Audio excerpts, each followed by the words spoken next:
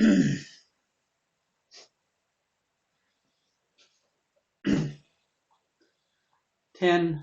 9, 8, 7, 6, 5, 4, 3, 2, 1. Hello Virgo, and welcome to your monthly video horoscope for the month of December 2014. Before we get down to talking about the astrology, here's wishing you a very happy season and a very prosperous new year, regardless of how you celebrate this season.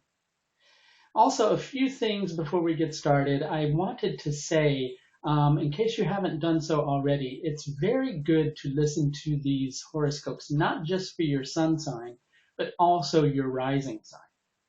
As a matter of fact, you'll probably find a higher level of accuracy if you are able to listen for your rising sign. If you don't know your rising sign, what you can do is you can go to the free chart calculator, which is on my website. And there's a link to it that's available through the astrological services page on my website. And all you have to do is enter your birth information, including your birth time. You're not going to be able to find out your rising sign unless you know your birth time. If you don't know your birth time, at least just listen for your sun sign rather than your rising sign. But if you do know your birth time, go to the free chart calculator, have the chart calculated, look for the ascendant, and that will be your rising sign. So what a month we have in store for you, Virgo. It's a very powerful month where Uranus and Pluto, two cosmic heavyweights, ever since 2011, they've been involved in a bit of a tense interaction with each other. It's an aspect that's known as a square. Squares are known to bring tension, but then the release from that tension brings opportunity. And these two planets have been squaring off, as I was saying, since 2011. In mid-December, they become exact in aspect once again. If you're feeling pressure in your life right now, this is likely the reason why. It's a very powerful aspect. They'll separate again, and then once again in March of next year, they'll make another exact angle before moving on for quite a long time. Okay, but very powerful astrology happening this month. So let's get down to business, shall we? So you may have closed the door on a chapter of your life, but the real question this month is whether that door is shut all the way. You can't rewrite history, but December should at least give you an opportunity to see the past in a fresh way. In that instance, quite a lot can change because following on the heels of that, clarification will ensue. Let's talk about the aspects that are going on this month, and we're going to kind of cover them in little clumps of aspects, okay? Starting with the first week of December, right on the very first, a aspect between Mercury, your ruler, and Neptune. Now, Mercury is in a section of Jyeshta, and Neptune, I'm sorry, I shouldn't say sextile, that was a square. I don't know if I said sextile or square, but it's a square. It's a tense angle between Mercury and Neptune. Mercury's in Sagittarius, in a section of Sagittarius that's called Jyeshta. Jyeshta brings insight. Imagine the concept of being embroiled in a battle, and you retreat from the battlefield just so you can gain a clear perspective of what's going on, so that you can once again go back into the battlefield. Now, I'm not saying you're going to enter battle, but I'm just saying that you're getting perspective on something. There is a drama that's going on, and that's something that's very vital to understand in relation to this aspect, because Neptune is in Shakabisha, and it's also in Pisces. And this is your relationship sector. So for quite a while, there's probably been a drama going on for you in terms of a relationship, whether that relationship has exited your life, or whether that relationship is about to exit your life, or whether that relationship will not exit your life whatsoever. There's some clarification involving a drama within a relationship that is going to take place over the course of the entire month. Mercury squaring Neptune is going to bring the first opportunity with that. There's a tendency potentially to want to get through a dramatic interaction with another person in a very forceful manner, but really the best way to approach this is to take the high road. If you don't know what I mean by that, then what I'm trying to say is to take a look at things before you open your mouth and say something that you might regret later. Okay. On the 4th, another harmonious angle that we've got going on between Jupiter and Venus. Jupiter is transiting your 12th house right now. On one level, that's about liberation and you beginning to tune into your own strength, power, confidence, and self-esteem.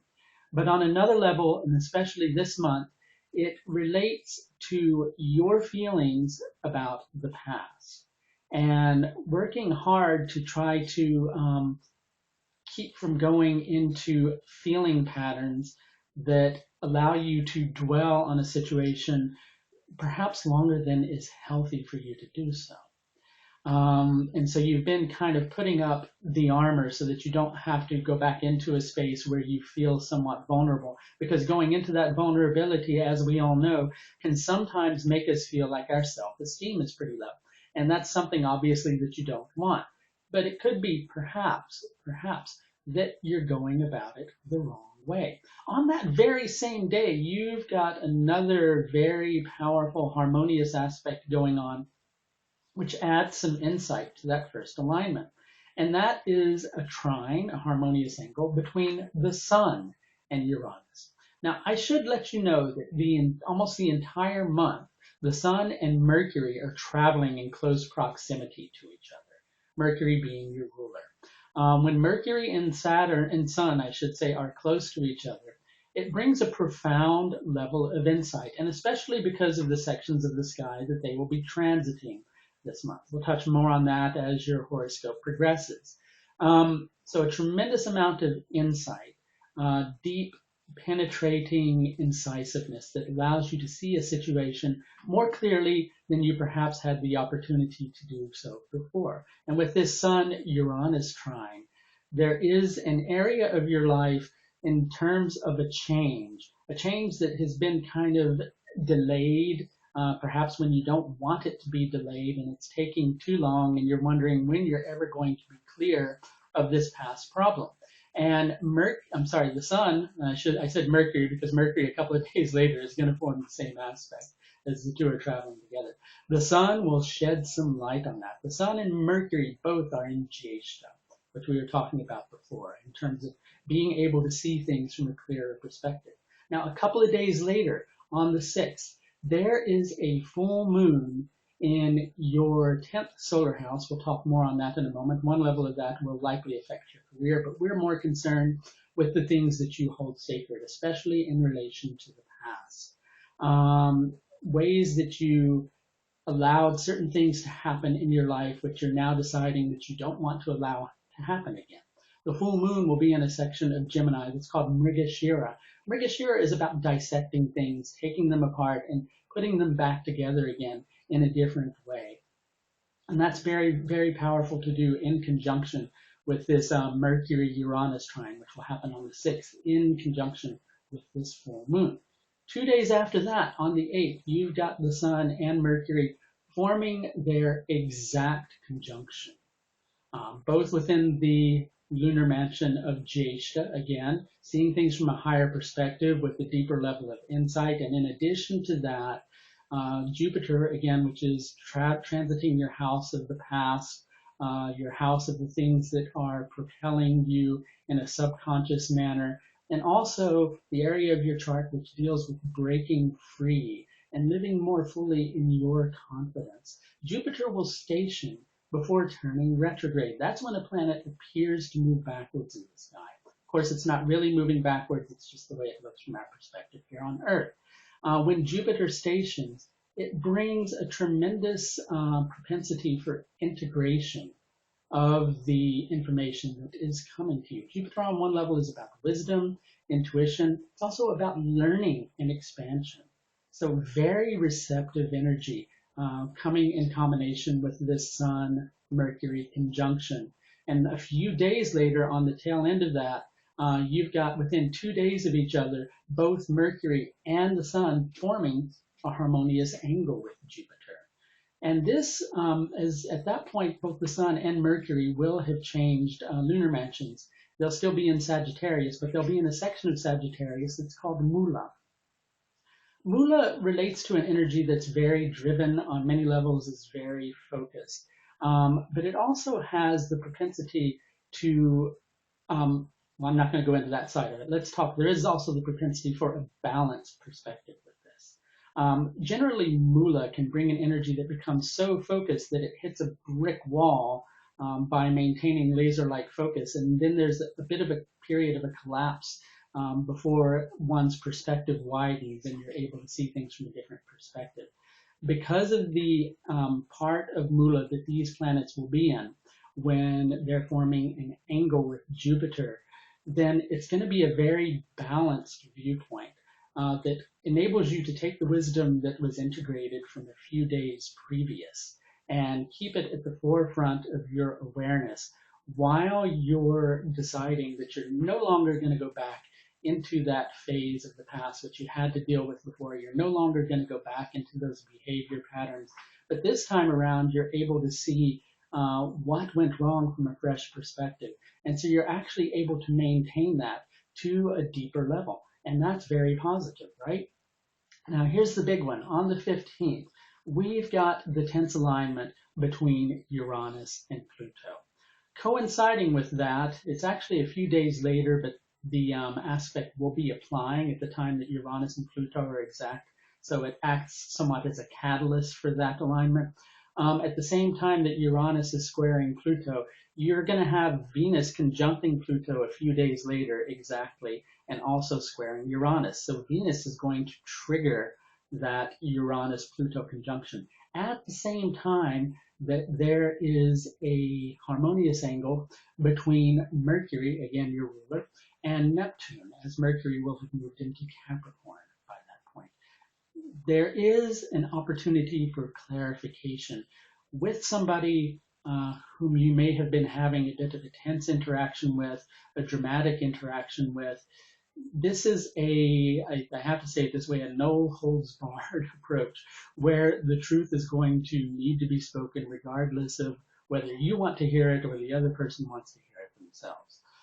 But doing so will set wheels in motion that will break the deadlock that I was talking about earlier in terms of being in a state of limbo, wanting a change to happen, but it taking too long. This brings an opportunity to break that deadlock because you're expressing yourself with confidence. You're expressing yourself with honesty, and you're just being yourself. You're not quite as deeply going into the concept of how the other person might react to what you say. Certainly you can be empathetic in regards to that, but at the same time there's a need to focus on the truth. On the 21st, another very powerful alignment. I know I keep saying that, but it's a very powerful astrological month. On the 21st, you've got Mars forming a harmonious angle with Uranus. What makes this so very powerful is that Mars is in Aquarius, which is ruled by Uranus, and Uranus is in Aries, which is ruled by Mars. So that's pretty powerful, right? But add to that the fact that Uranus will be stationing before it moves towards direct motion. For the last several months, Uranus has been retrograde, creating a lot of internal changes for you in terms of how you feel about a certain situation, in terms of how you look at yourself, undergoing a bit of a personal revolution. Well, now that personal revolution has an opportunity to be externalized. You begin to live more fully in your own values, your own beliefs, in your own strength. And yes, there can be a little bit of tension that results as a fact of doing this. Sometimes that becomes a test of our resolve, a test of our mettle, so to speak. But stick with it. Recognize that you don't have to go back into those old behavior patterns, and I don't think that you likely will, but it's good to keep to the forefront of your awareness. 22nd and 23rd, the last couple of alignments. On the 22nd, there is a new moon in your 5th house of expression, creativity, the way you want to set the wheels moving forward towards creating a new life for yourself.